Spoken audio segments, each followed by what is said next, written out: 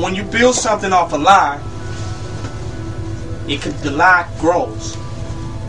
And you need more lies to fix that lie, to fix that lie, to fix that lie. Am I correct?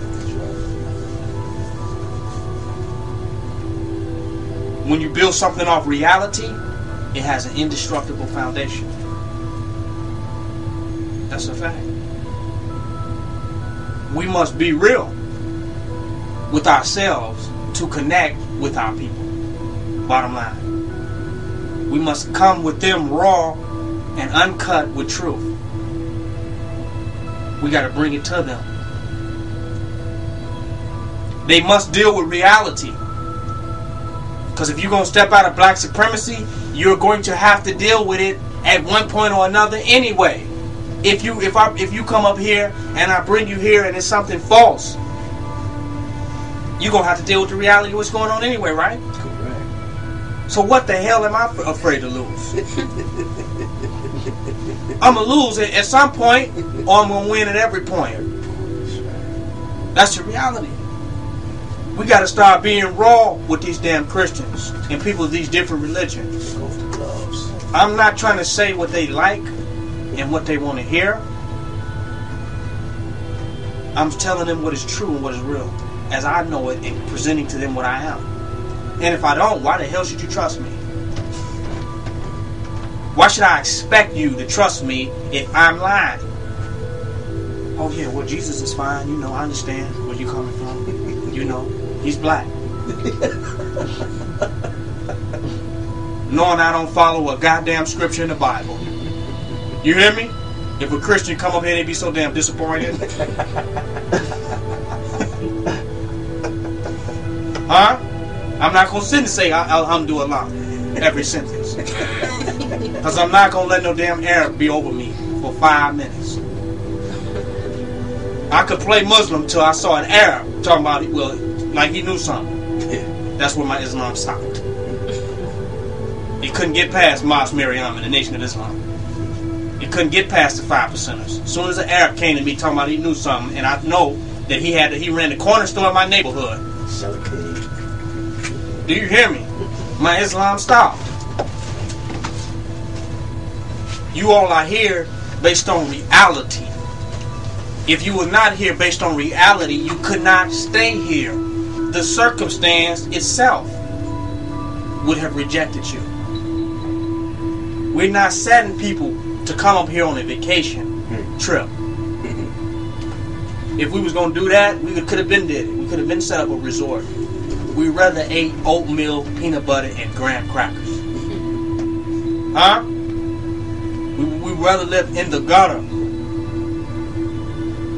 We had that option. But our ability to embrace reality, even if it meant the gutter for our truth, make us begin to turn the gutter into a paradise. Y'all hear what I'm saying?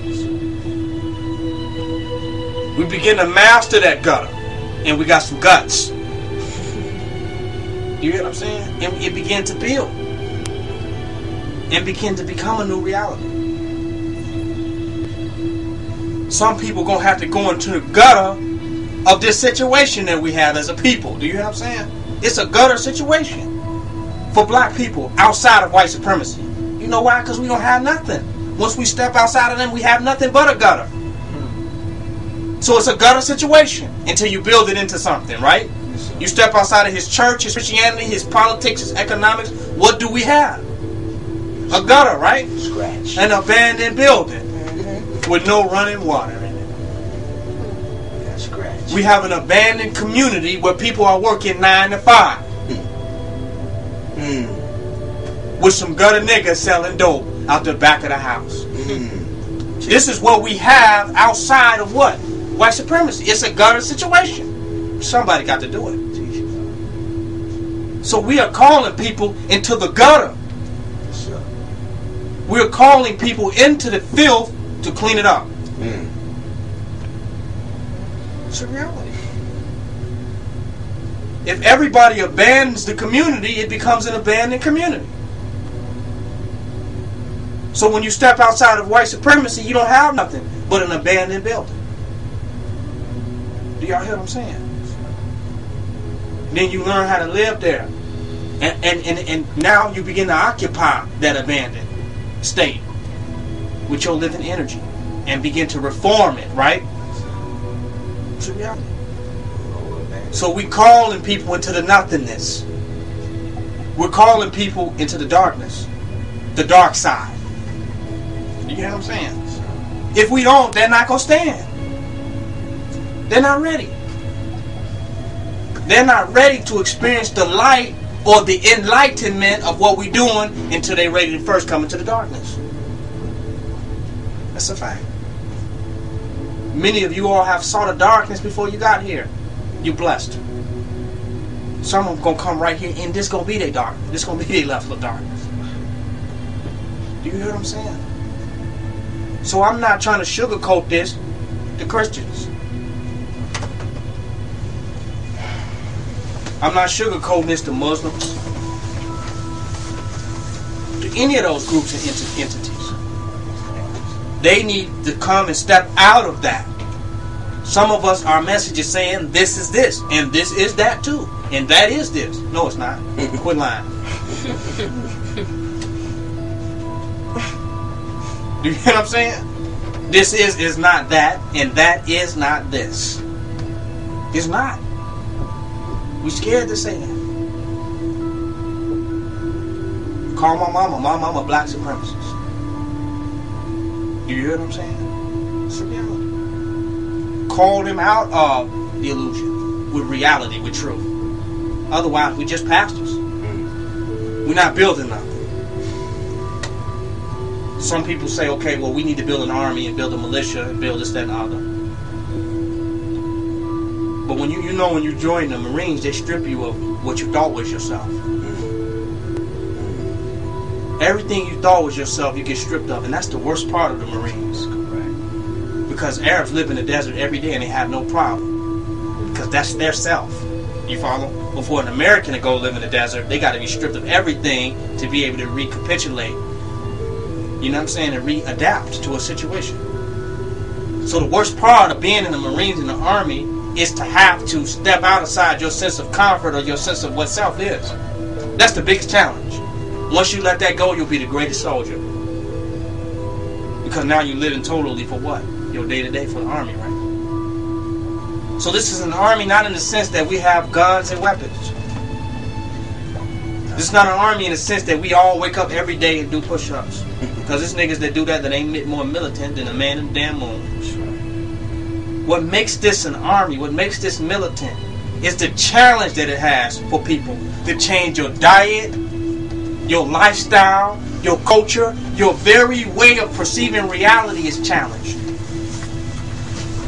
That's what makes this a struggle. That's the true struggle of this. It would be easy if people came and everything was laid out and they had their uniform and they can march. Oh, that's easy. You understand that. But to come and give up the whole illusion of the white man's world, to give up his diet, that's militant. To start dropping the habits that we picked up from his world, to no longer perceive reality in the sense of how he has taught us, that's militant. That's militant. And to have to sit in this space and deal with yourself. You ain't never had to deal with that before. I tricked many of y'all. Y'all came here and thought I was going to deal with you. I said, have a seat. That's the truth. Huh? Y'all thought we all was going to hold hands. And I was going to sit down there. No, I said, there you go. You here. The truth. You feel me? Where's the seminars and the lectures and what we going to do? Nothing. That's the problem. You've been doing too goddamn much. We wonder why no one is here. I'll answer that for you. No one could be here. Many of them came here and saw that there was nothing to do, so they couldn't be here. Do you hear what I'm saying?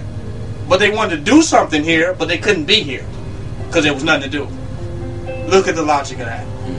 In order to do something here, to be effective here, you first got to just be here.